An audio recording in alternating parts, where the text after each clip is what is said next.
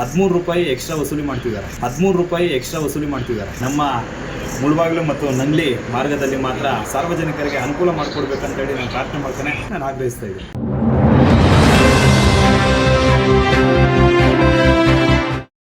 ಇವತ್ತೇನು ಕರ್ನಾಟಕ ರಾಜ್ಯ ಸರ್ಕಾರ ಸಾರಿಗೆ ದರ ಹೆಚ್ಚಳ ಮಾಡಿ ಪರಿಷ್ಕರ ದರ 15% ಹೆಚ್ಚು ಮಾಡಿರ್ತಾರೆ.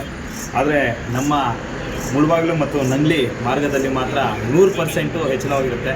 ಇದು ನೋಡಿದ್ರೆ ಇದಕ್ಕೆ ಮುಂಚೆ 12 ರೂಪಾಯಿ ಇತ್ತು ವೇಗದೂತ ದರ, ಆದರೆ ಈಗ 15% ಜಾಸ್ತಿ ಮಾಡಿದ್ರು ಸಹ 19 ರೂಪಾಯಿ 55 ಪೈಸೆ ಆಗಬೇಕು. ರೌಂಡ್ ಆಫ್ ಮಾಡಿದ್ರೆ ಕೂಡ 20 ರೂಪಾಯಿ ಆಗಬೇಕಾಗಿತ್ತು. ಆದರೆ ನಮ್ಮ KSRTC ಬಸ್ಸುಗಳಲ್ಲಿ ಟಿಕೆಟ್ ಬರ್ತಿರೋದು 33 ರೂಪಾಯಿ. 13 ರೂಪಾಯಿ ಎಕ್ಸ್ಟ್ರಾ ವಸೂಲಿ ಮಾಡ್ತಿದ್ದಾರೆ. ಕೆಲವು ನಮ್ಮ ಸಾರ್ವಜನಿಕರ ಹತ್ರ, ಯಾರು ಪ್ರಯಾಣಿಕರ ಹತ್ರ 13 ರೂಪಾಯಿ ವಸೂಲಿ ಮಾಡ್ತಿದ್ದಾರೆ.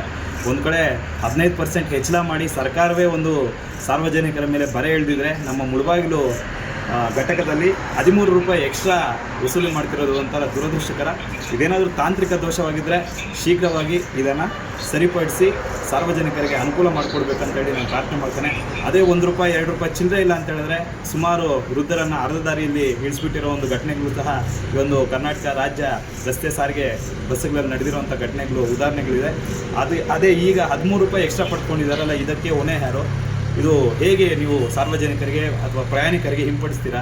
ಇದೊಂದು ಸ್ವಲ್ಪ ದಯವಿಟ್ಟು ಶೀಘ್ರವಾಗಿ ಇದರ ಬಗ್ಗೆ ಕ್ರಮ ತೆಗೆದುಕೊಂಡು, ತಾಂತ್ರಿಕ ದೋಷವಾಗಿದ್ದರೆ ಇದನ್ನು ಸರಿಪಡಿಸಬೇಕು. ಇಲ್ಲ ಇದಕ್ಕೆ ಹೆಚ್ಚಳ ಮಾಡೋಕ್ಕೆ ಯಾರು ಹೊಣೆಯಾಗಿದ್ದಾರೆ ಅವ್ರ ಮೇಲೆ ಸೂಕ್ತ ಕ್ರಮ ತೆಗೆದುಕೊಳ್ಬೇಕಂತ ಹೇಳ್ಬಿಟ್ಟು ನಾನು ಆಗ್ರಹಿಸ್ತಾ ಇದ್ದೀನಿ.